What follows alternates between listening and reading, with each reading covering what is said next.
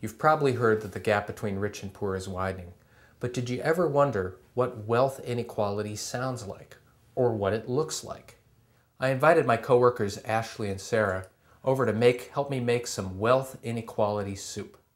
Imagine all the privately held wealth in the United States. It's about $56 trillion. We're going to represent it with beans. This little bean is worth $5,000 of private wealth. Private wealth includes savings, shares of corporations, speedboats, diamond rings, land, everything that can be privately owned. And this is worth $5,000, private wealth. There are about 112 million households in the United States.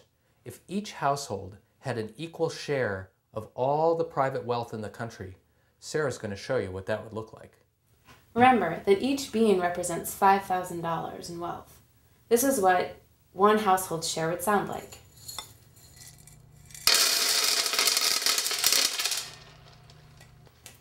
That was 100 beans, representing $500,000 per household. But of course, wealth is not evenly distributed.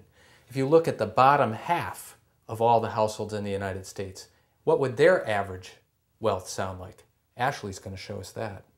If we average together all the wealth of the bottom half of U.S. households, here's what their share would sound like.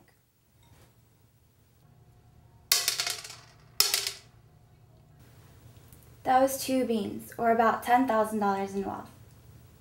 In reality, wealth is very concentrated. According to the Federal Reserve, the richest 1% of households owns over 1/3 of all private wealth.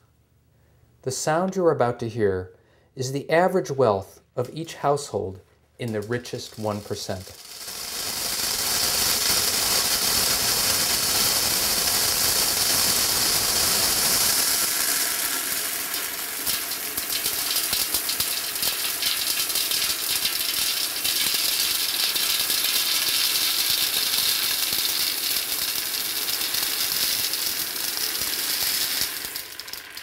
That was 3,340 beans, representing $16.7 million.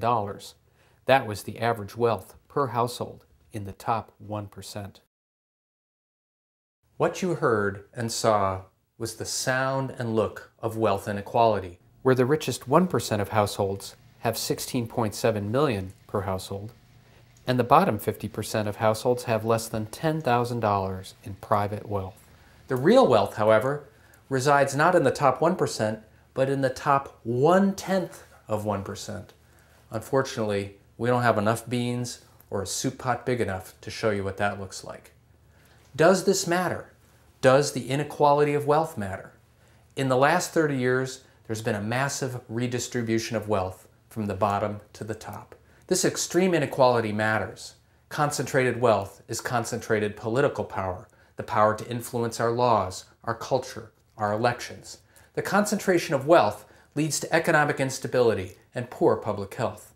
To learn more about the costs of inequality, visit our website at extremeinequality.org. Learn about the actions that you can take to reduce the concentration of wealth and power. Time for soup.